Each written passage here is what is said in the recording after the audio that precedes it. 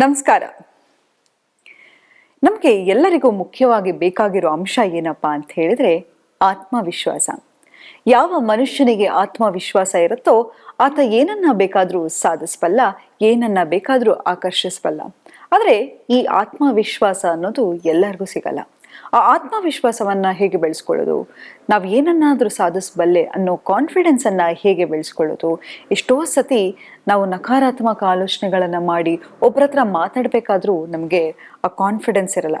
ಎಷ್ಟೋ ಸತಿ ನಾವು ಯಾರನ್ನು ತುಂಬಾನೇ ಹಚ್ಕೊಂಡಿರ್ತೀವಿ, ತುಂಬಾನೇ ಪ್ರೀತಿ ಮಾಡ್ತಾ ಇರ್ತೀವಿ, ಅವ್ರ ಹತ್ರ ಹೋಗಿ ನಾನು ನಿನ್ನನ್ನು ತುಂಬಾ ಪ್ರೀತಿಸ್ತಾ ಇದ್ದೀನಿ ಅಂತ ಹೇಳೋಕ್ಕೂ ನಮಗೆ ಧೈರ್ಯ ಇರಲ್ಲ. ಇಂತಹ ಸಮಯದಲ್ಲಿ ಆತ್ಮವಿಶ್ವಾಸ ತುಂಬಾನೇ ಮುಖ್ಯ.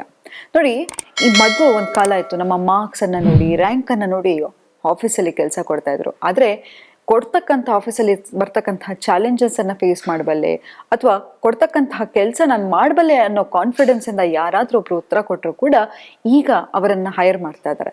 ಅಂದ್ರೆ ಈ ಕಾನ್ಫಿಡೆನ್ಸ್ ಅನ್ನೋದು ಮುಖ್ಯವಾಗಿ ಎಲ್ಲರಿಗೂ ಬೇಕಾಗಿರ್ತಕ್ಕಂಥ ಅಂಶ. ಕಾನ್ಫಿಡೆನ್ಸ್ ಯಾರಿಗಿರುತ್ತೋ ಅವರು ಜೀವನದಲ್ಲಿ ಏನನ್ನ ಬೇಕಾದ್ರೂ ಸಾಧಿಸ್ಬೋದು. ಅದಕ್ಕೆ ಹೇಳ್ತಾರಲ್ವಾ, ಧೈರ್ಯಂ ಸರ್ವತ್ರ ಸಾಧಯೇತ್ ಅಂತ.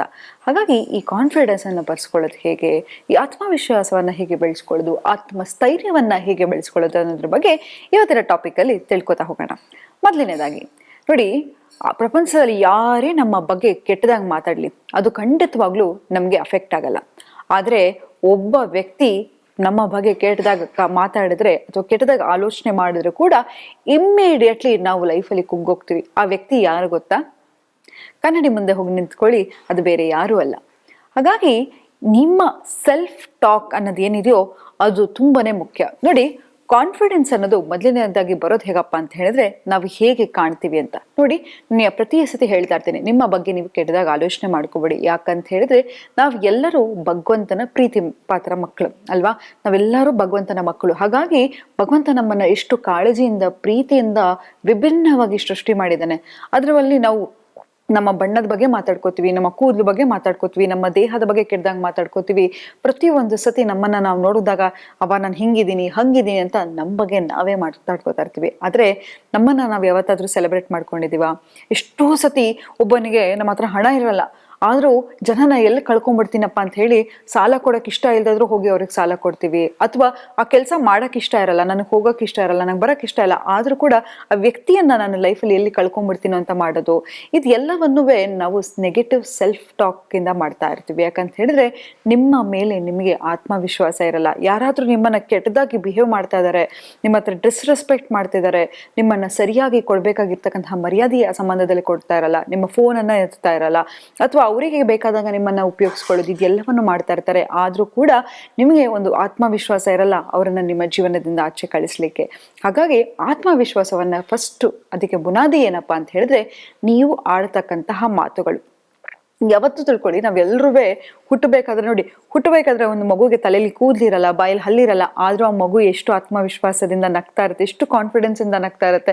ಅದನ್ನ ನೋಡಿದ್ರೆ ನಮಗೆ ಖುಷಿ ಆಗತ್ತೆ ಅಲ್ವಾ, ಒಂದು ಮಗು ನೋಡಿದಾಗ. ಮತ್ತೆ ನಾವ್ ಎಲ್ಲರೂ ಕೂಡ ಹುಟ್ಟುವಾಗ ಪಾಸಿಟಿವ್ ಮೈಂಡ್ ಸೆಟ್ ಇಂದಾನೆ ಹುಟ್ಟಿರ್ತೀವಿ. ಹುಟ್ಟುವಾಗ ಎಲ್ಲ ಪ್ರತಿಯೊಂದು ಮಗುವಿಗೆ ನಾನು ಬಡತನದಲ್ಲಿ ಹುಟ್ಟಿದಿನ, ಶ್ರೀಮಂತಿಕೆಯಲ್ಲಿ ಹುಟ್ಟಿದಿನ ಅನ್ನೋದು ಗೊತ್ತಿರಲ್ಲ. ಆದ್ರೆ ನಮ್ಮ ಎಕ್ಸ್ಟರ್ನಲ್ ಎನ್ವೈರ್ಮೆಂಟ್ ನಮ್ಮನ್ನ ನೆಗೆಟಿವ್ ಥಾಟ್ಸಿಗೆ ತಳ್ತಾ ಇರುತ್ತೆ. ನಾವು ಸೆಲ್ಫ್ ನೆಗೆಟಿವ್ ಟಾಕ್ ಮಾತಾಡ್ಕೊಳ್ಳೋದು ಯಾಕಂತ ಹೇಳಿದ್ರೆ, ಯಾರೋ ಏನೋ ಅಂತ ಹೇಳಿರ್ತಾರೆ, ಅದನ್ನ ನೀವು ನಂಬ್ಕೊಂಡ್ಬಿಟ್ಟಿರ್ತೀರ. ಯಾರೋ ನಿಮ್ಮನ್ನ ಕುಳ್ಳಿ ಅಂತ ಕರೆಯೋದು, ಅಥವಾ ಲಂಬು ಅಂತ ಕರೆಯೋದು, ಅಥವಾ ಕಪ್ಪುಗಿದ್ಯಾ ಅನ್ನೋದು, ಬೆಳ್ಳಕ್ಕಿದ್ಯಾ ಅನ್ನೋದು, ಏನೋ ಈ ತರ ಹೆಸರು ಕೊಟ್ಟು ಆ ಟ್ಯಾಗ್ ಅನ್ನ ಹಾಕ್ತಿರ್ತಾರೆ. 4 ಜನ ಹತ್ರ ಹೋಗಿ ಮಾತಾಡೋದಕ್ಕೂ ನಿಮ್ಗೆ ಹೆದರಿಕೆ ಆಗ್ತಾ ಇರುತ್ತೆ. ಆ ಭಯದಿಂದ ನಿಮ್ಮ ಆತ್ಮವಿಶ್ವಾಸವನ್ನ ಕಳ್ಕೊತಾ ಇರ್ತೀರ. ಇದಕ್ಕೆ ರಾಮಬಾಣ ಏನಪ್ಪಾ ಅಂತ ಹೇಳಿದ್ರೆ ಅಫರ್ಮೇಷನ್. ಏನಪ್ಪಾ ಅಂತ ಹೇಳಿದ್ರೆ ಸಿಂಪಲ್ ಟೆಕ್ನಿಕು. ಬೆಳಗ್ಗೆ ಎದ್ದ ಕೂಡಲೇ ನೀವು ಹೇಗೆ ಹಲ್ಲುಚ್ತೀರಾ, ಕನ್ನಡಿ ಮುಂದೆ ಹೋಗ್ತೀರಾ. ಕನ್ನಡಿ ಮುಂದೆ ಐ ಟು ಐ ಕಾಂಟ್ಯಾಕ್ಟ್ ಅನ್ನ ಮಾಡಿ. ಎಷ್ಟರ ಮಟ್ಟಿಗೆ ಡೀಪ್ ಕಾನ್ವರ್ಸೇಷನ್. ಈಗ ನೀವು ಯಾರನ್ನು ತುಂಬಾ ಪ್ರೀತಿ ಮಾಡ್ತಾ ಇದ್ರೆ ನಿಮ್ಮ ಭಾವನೆಯನ್ನ ಹೇಗೆ ಹೇಳ್ಕೊತೀರಾ, ಕಣ್ಣಿನ ಕಾಂಟ್ಯಾಕ್ಟ್ ಮಾಡಿ ಅಲ್ವಾ? ಅದೇ ರೀತಿ ನಿಮಗೆ ನೀವು ಐ ಕಾಂಟ್ಯಾಕ್ಟ್ ಅನ್ನ ಮಾಡ್ಕೊಳ್ಳಿ. I am more than enough. ನಿನಗೆ ನೀವು ಹೇಳ್ಕೊಳ್ಳಿ, I am more than enough, I am confident. ನಾನು ನನ್ನ ಜೀವನದಲ್ಲಿ ಏನನ್ನ ಬೇಕಾದ್ರೂ ಸಾಧಿಸಬಲ್ಲೆ. ನನ್ನ ಯಾವುದೇ ರೀತಿಯ ಲೈಫ್ ಚಾಲೆಂಜಸ್ ಕೊಟ್ಟರು ಕೂಡ ಅದನ್ನ ನಾನು ಧೈರ್ಯದಿಂದ ಸಾಧಿಸ್ತೀನಿ. ನನ್ನ ಮೇಲೆ ನನಗೆ ಆತ್ಮವಿಶ್ವಾಸ ಇದೆ. ನನಗೆ ಏನನ್ನಾದ್ರೂ ಸಾಧಿಸಬಲ್ಲ ಧೈರ್ಯ ಇದೆ. ನನಗೆ ಯಾವುದೇ ರೀತಿಯ ಭಯವಿಲ್ಲ. ಹೀಗೆ ನಿಮಗೆ ಯಾವ ರೀತಿ ಬೇಕು, ನಿಮ್ಮ ಕೆಲಸದಲ್ಲಿ ನಿಮಗೆ ಪ್ರಮೋಷನ್ ಬೇಕಿದ್ರೆ ಏನನ್ನ ಬೇಕೋ ಅದನ್ನ ಪ್ರೆಸೆಂಟ್ ಟೆನ್ಸಲ್ಲಿ ಕನ್ನಡಿ ಮುಂದೆ ಹೇಳ್ಕೊತಾ ಹೋಗಿ. ಖಂಡಿತವಾಗ್ಲೂ ಈ ಎಕ್ಸಸೈಸನ್ನು 21 ಡೇಸ್ ಮಾಡಿ ನಿಮ್ಮ ಆತ್ಮವಿಶ್ವಾಸ ಖಂಡಿತವಾಗ್ಲೂ ಹೆಚ್ಚುತ್ತಾ ಬರುತ್ತೆ. ಅದಲ್ಲದೆ ಪ್ರತಿ ಸತಿ ನೀವು ಕನ್ನಡಿ ಮುಂದೆ ಹೋದಾಗ ನಿಮ್ಮ ಬಾಡಿ ಬಗ್ಗೆ ಕಂಪ್ಲೇಂಟ್ ಮಾಡಕ್ ಹೋಗಬೇಡಿ. ಅದ್ರ ಬದಲಾಗಿ ನಾನು ತುಂಬಾನೇ ಸುಂದರವಾಗಿದ್ದೇನೆ, ನನ್ನ ಮೈಕಟ್ಟು ಸರಿಯಾಗಿದೆ.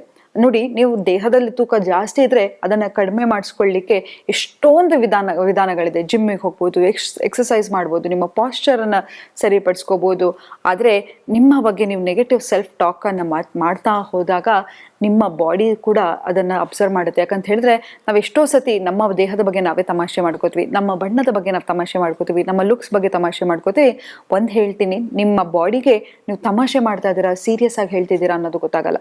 ನೋಡಿ, ಎಷ್ಟೋ ಸತಿ ನೀವು ಸ್ಟ್ರೆಸ್ ತಗೊಳ್ಳಿ, ನಿಮ್ಮ ಬಾಡಿ ರಿಯಾಕ್ಟ್ ಮಾಡ್ಲಿಕ್ಕೆ ಸ್ಟಾರ್ಟ್ ಮಾಡುತ್ತೆ ಅಲ್ವಾ? ಪಿಂಪಲ್ ಬರೋದು, ಹೇರ್ ಫಾಲ್ ಆಗೋದು, ಅಥವಾ ಮತ್ತೊಂದು ಮಗದೊಂದು ಆಗ್ತಾ ಹೋಗುತ್ತೆ. ಹಾಗಾಗಿ ನಿಮ್ಮ ದೇಹವನ್ನ ಹೇಳ್ತಾ ಹೋಗಿ, ನೀವು ತುಂಬಾ ಚೆನ್ನಾಗಿದ್ದೀರಾ, ತುಂಬಾ ಬ್ಯೂಟಿಫುಲ್ ಆಗಿದ್ದೀರಾ, ನಾನು ಈ ಟೆಕ್ನಿಕನ್ನು ಟ್ರೈ ಮಾಡಿದೆ, ನನ್ನ ಕೂದಲು ಎಷ್ಟೋ ಉದ್ದ ಬೆಳೀತು, ನಾನು ಯಾವಾಗಲೂ ನನ್ನ ಪ್ರತಿ ಸತಿ ನನ್ನ ತಲೆ ಕೂದಲನ್ನು ಬಾಚುವಾಗ I love my hair, I love my skin ಅಂತ ಹೇಳ್ತಾ ಇದ್ದೆ.